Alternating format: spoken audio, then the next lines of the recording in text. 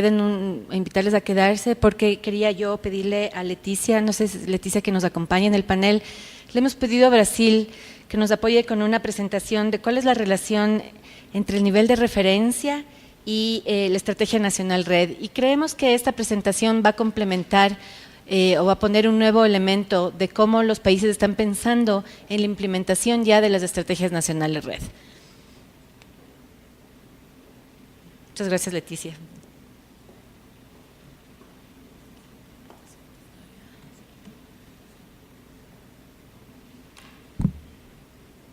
Thank you. Okay.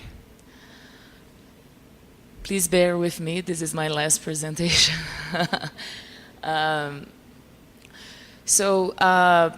Brazil has submitted its forest reference emission level to the UNFCCC for payments for REDD Plus results in June at the Bonn meeting, at the last Bonn meeting. And the focus of this presentation would be on that submission. But I want to talk to you a little more about baselines and reference levels and what would be the specific forest reference level for REDD Plus payments under the Warsaw Framework for REDD Plus.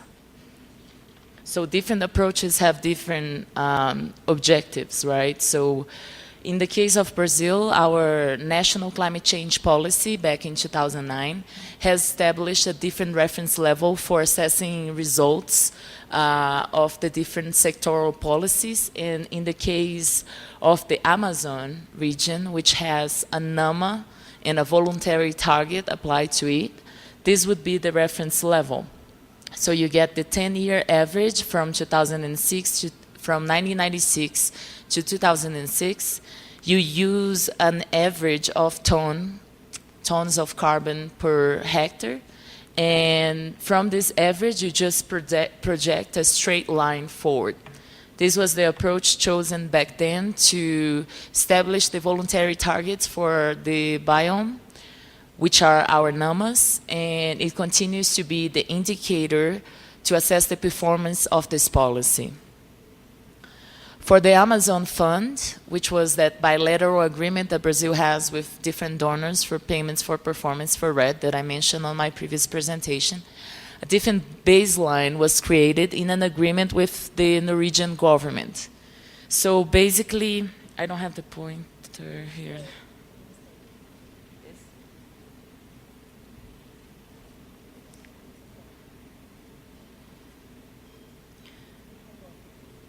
Okay.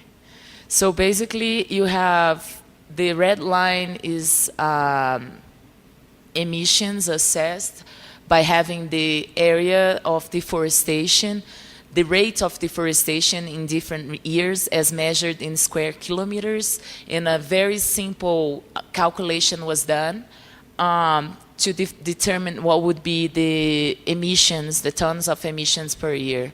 From 1996 to 2006, it's also done an average, and then you project it for 5 years. Every 5 years, an adjustment is made.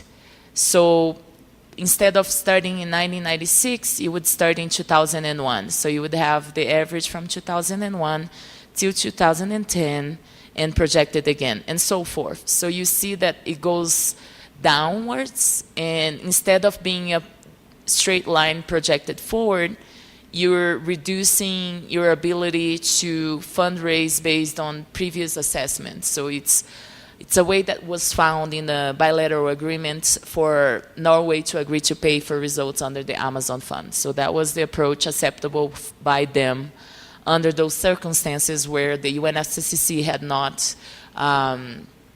not define how reference levels would be developed for REDD under that framework.